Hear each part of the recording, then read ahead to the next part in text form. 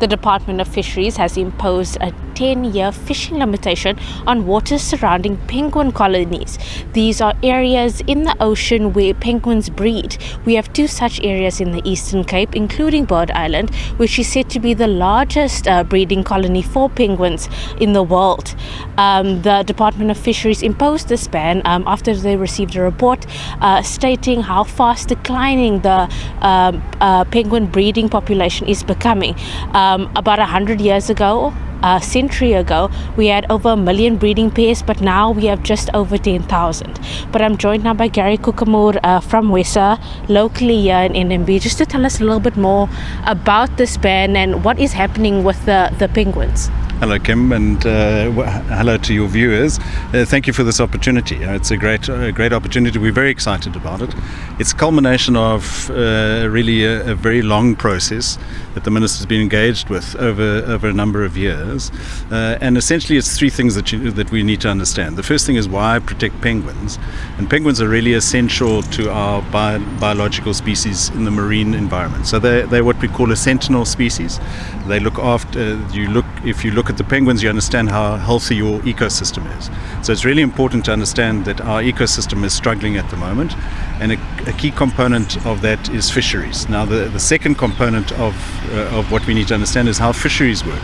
So in South Africa, you issued a license and then you can fish. But in this instance, the restriction is to a specific type of fishing. So it's commercial fishing. It's not your subsistence fishermen. It's not handline. It's purse seine. So it's those big nets and it's just for anchovy and sardines. So what they call pelagic fishes. So those are the two important things to understand, that the restriction is on that type of fish and that type of industry, and it's in a 20-kilometer radius around the 6 colonies. So the idea is, and the reason for that is, in terms of the third thing, is the process that the Minister has gone through, is that there was an experiment a number of years ago in a number of the colonies which showed that the penguins improve, that they are able to rehabilitate if you give them space to do that. And then there was a number of scientific papers that were being produced locally and internationally, and then there was an international panel.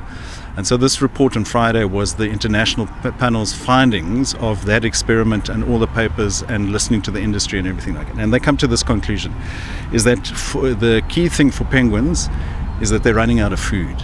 And they have to go long distances, further distances to find their food, and they're not able to look after their chicks.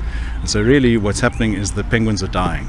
They're not moving, they're dying, and they're dying because they don't have enough fish. But it's a complex environment. Marine environments are always complex, and so there's other components like sound. So in our bay, for instance, the bunkering has brought in a lot more ships, and that's a key concern for us. But this is a fantastic first opportunity, well, a first step in restoring the species, and we're very excited about this. And congratulations to the Minister and her department. This is it's a bold move on her part. Yeah.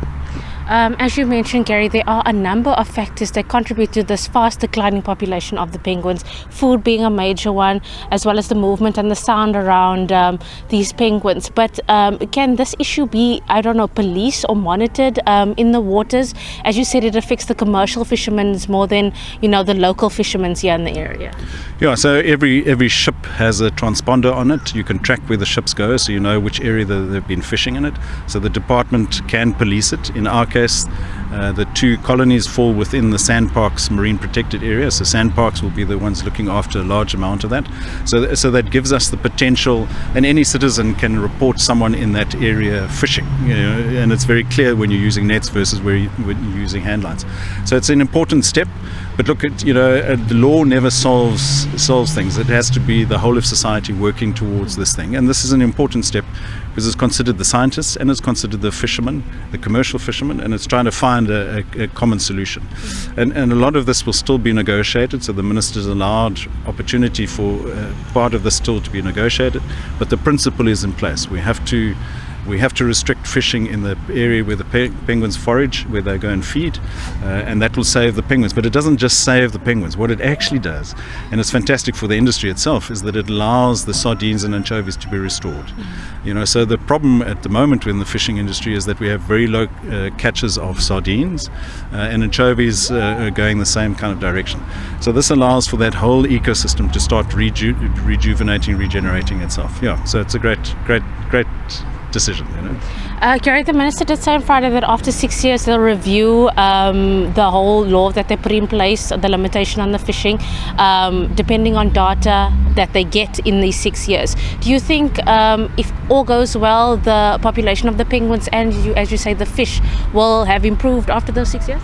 Look, it's very difficult to say what will happen tomorrow. Anyone that predicts that is inevitably going to be wrong, because you won't get the details. But what the models tell us and the research tell us is that this gives those penguins the best chance possible. And so we have to take the best chance and then see, and we will learn from that. And that's why she's made it for 10 years, but reviewed after 6 years. But she wants to see, well, is this working? And 6 years, I think, it will give you enough of an opportunity to see through different types of seasons and different weather conditions whether the penguins are responding in the way that we want them to. Gary, thank you so much. Fantastic. Thanks, Kim, and thanks to your viewers. That's Gary Koekemoer here from WESA, and our local charter here in the Eastern Cape, Nelson Mandela Bay Metro, just saying that that this fishing ban rather, that they will protect the penguins and also revive the anchovies, the fishing population, or the population of fish within our waters. And as the minister said, after 6 years they will review and then get back to these commercial fishermen to see whether the penguin population has now grown, which is fast declining. But from us here in Kopega, it's back to you in studio.